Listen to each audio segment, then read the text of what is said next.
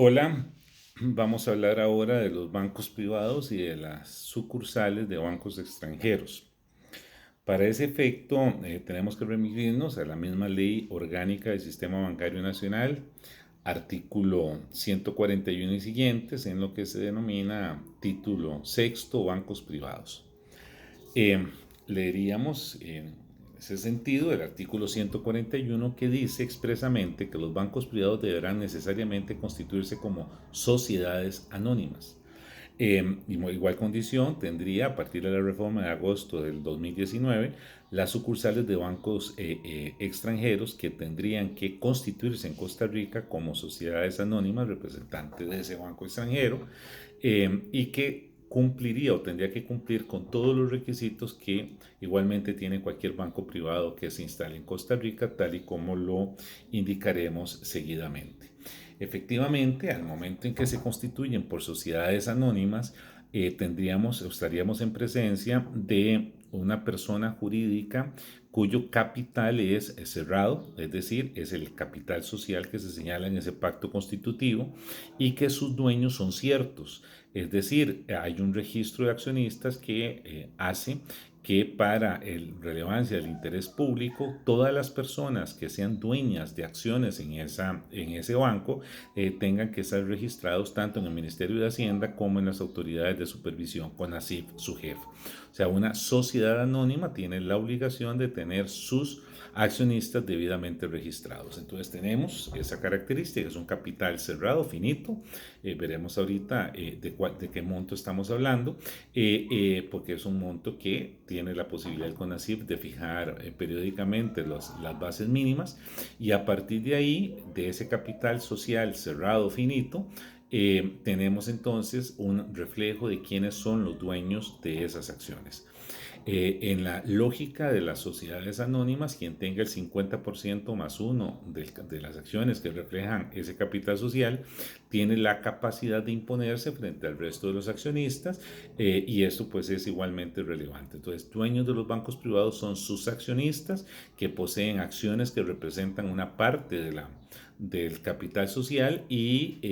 en aquel caso de que haya un accionista que tenga más del 50% de las acciones, pues tiene la capacidad de imponerse al resto de los accionistas. Establece el artículo 143 de la Ley Orgánica del Sistema Bancario Nacional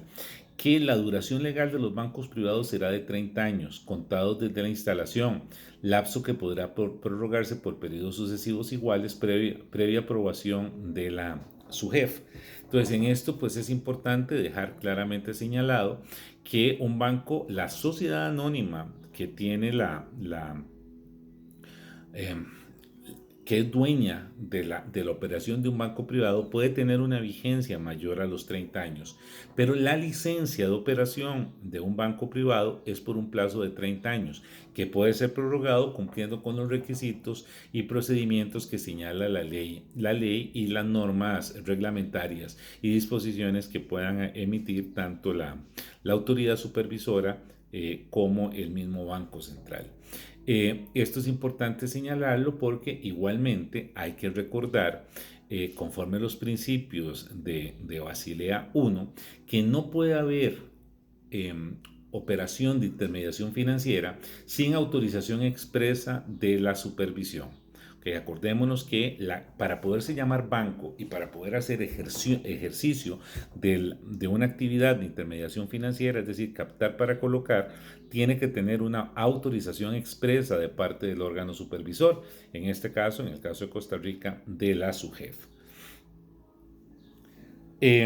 Dicho entonces que los dueños de los bancos privados son las personas que tienen acciones en ese banco privado, tendríamos que establecer cómo se nombra la junta directiva. Y el artículo 144 de la ley nos establece que cada banco privado estará bajo la dirección de una junta directiva integrada por no menos de 5 miembros, quienes durarán en sus funciones el plazo establecido en los estatutos, el cual no podrá ser mayor de 5 años y podrán ser reelegidos. Su nombramiento lo hará la Asamblea General de Accionistas. Los miembros de esta junta no podrán ser al mismo tiempo gerentes, personeros o empleados del mismo banco, ni directores, gerentes, personeros o empleados de cualquier otra institución bancaria. Entonces, este principio que nos establece el artículo 144 nos pone un piso en cuanto a la cantidad de miembros que puede tener la junta directiva de un banco privado. Es al menos 5. No nos establece un techo. Entonces puede ser 7, puede ser 9, puede ser 11. El número de directores que considere pertinente la asamblea de dueños. Pero sí nos establece igualmente un plazo máximo. Ahí sí nos pone un techo. El plazo máximo es de 5 años. Puede ser menos, puede ser 4, puede ser 3, puede ser 2, puede ser 1. Pero no puede superar el nombramiento los 5 años. O sea, necesariamente cada 5 años, máximo cada 5 años, se tiene que revisar el nombramiento que tienen los directores de los bancos privados. En ese sentido, es relevante pues señalar que no hay perpetuidad en el nombramiento de los directores, de los miembros de junta directiva, y eso pues lleva a que haya una rendición de cuentas periódicas. Nos establece el artículo 145 de esta ley orgánica del Sistema Bancario Nacional que en la elección de los directores, de los miembros de junta directiva de un banco privado, necesariamente tiene que haber votación de parte de los accionistas. Puede ser que la votación sea unánime, pero no se puede hacer por simple aclamación. Es decir, se postula a X persona y tiene que decirse del capital social aquí representado, quienes votan a favor de esta nominación. Si es el 100% de las acciones, se hace acreditado. El 100% del capital social votó a favor del nombramiento de este director. Pero si es un número inferior, igualmente se hace la consignación. Tiene que constar expresamente en actas cuál es el número de accionistas, el número de acciones que están en función de votar por el director postulado. Y eso tiene que hacerse registrar en la supervisión, en el órgano supervisor, en el CONACYT, su jefe, estableciendo en la inscripción de esa acta esa condición.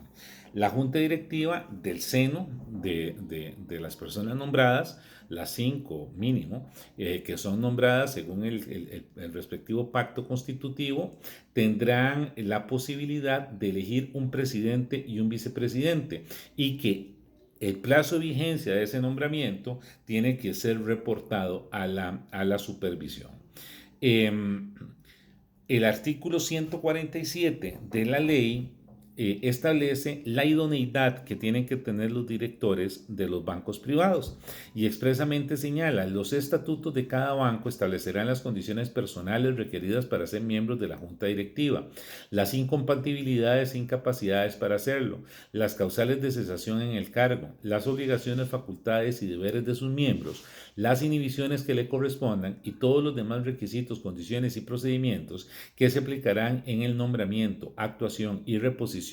de los miembros de la junta directiva. Es relevante entonces señalar que, si bien es cierto, a diferencia de cómo se exige en los bancos del Estado, la idoneidad con grado académico y con experiencia demostrada, en los bancos privados no se hace una mención específica de qué tiene que incluir los estatutos para dejar acreditada esa idoneidad. Cada estatuto de cada banco privado establecerá por su propia conveniencia qué requisitos van a pedirle a los directores, pero es presumible que esa libertad que se ejerce o que se deja abierta para que los bancos privados puedan utilizarlo en la forma que más le corresponda, pasa por un elemento de autocontrol que tengan que tener los accionistas a la hora de nombrar las personas que nombran como directores en sus respectivos bancos. El artículo 148 habla acerca del nombramiento del gerente y de los subgerentes. Dice así,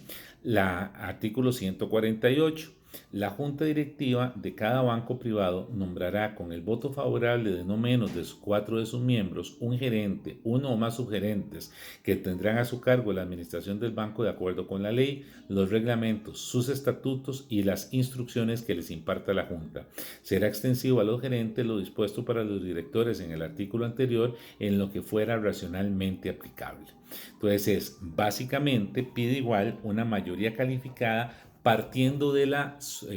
supuesto de que el banco tenga una junta directiva de 5 miembros. Obviamente esos 4 miembros, esos 4 votos favorables que establece ese artículo 148, tendría que revisarse en el tanto el banco tenga 7 o más miembros de junta directiva, porque la idea fundamental es que haya un alto consenso en junta directiva en cuanto al nombramiento de sus gerencias, de sus cuadros gerenciales, de su alta gerencia. Eh, el nombramiento del gerente no tiene sujeción a plazo. Es decir, en los bancos privados, el nombramiento de gerente es perpetuo. Se hace hasta que la misma junta directiva, en uso de las competencias, decida revocar el nombramiento que se ha hecho en favor de una persona para que ocupe el cargo de gerente o subgerente. Es igualmente importante señalar que el gerente en el banco privado igualmente tiene las condiciones de representante administrativo, ejerce la representación judicial y extrajudicial del banco, se le otorga conforme a la ley las facultades o las competencias de apoderado generalísimo sin límite de suma, tiene dentro de sus responsabilidades el nombramiento y remoción del personal administrativo y tiene que aplicársele en lo que corresponda los principios que se le aplican a los bancos del Estado en lo que fuera racionalmente aplicable, tomando en consideración el carácter de entidad privada que tiene los bancos, este tipo de bancos. Pero esto significa, vamos a ver, el banco privado priva el principio de autonomía de la voluntad, pero tiene por razones de interés público una sujeción a la normativa que obliga a que haya una aplicación de los principios de supervisión y de rendición de cuentas que otorga a los ahorrantes y en general a los actores de la economía confianza en el funcionamiento de este tipo de entidad bancaria. Dirigimos entonces, para ir redundando la idea, que tanto los bancos privados como las sucursales de los bancos extranjeros que se domicilen en Costa Rica tienen que constituirse como sociedades anónimas, que para funcionar tienen que tener una autorización expresa del CONACYT y de la SUGEF, que la duración legal es de 30 años, que son prorrogables. Puede ser que la sociedad anónima tenga una vigencia superior a los 30 años, pero la licencia que otorga la SUGEF o CONACYT de conformidad con las normas de Basilea, o sea que para que pueda funcionar como intermediario financiero tiene que tener esa autorización, no puede superar los 30 años, aunque puede prorrogarse y para prorrogarse tiene que llenar los requisitos expresos que la normativa interna del CONACYT SUGEF señale, que la junta directiva está compuesta por un mínimo de 5 personas, no hay un máximo, y que el plazo por el cual la asamblea de accionistas de un banco privado nombra a sus miembros de junta directiva es máximo 5 años, puede ser un plazo inferior, que ese nombramiento se hace con expresión concreta de la manifestación de voluntad de los accionistas, no se puede hacer por aclamación, tiene que verse reflejada la condición específica de los dueños diciendo su manifestación de voluntad para que la persona quede electa en el puesto correspondiente. Puede ser que sea unánime el nombramiento, pero tiene que haber una manifestación expresa y que esa junta directiva nombra al gerente por mayoría calificada, al gerente y a las sugerencias, y que ese nombramiento de gerencia y sugerencias dentro de los bancos privados no está sujeta a un plazo.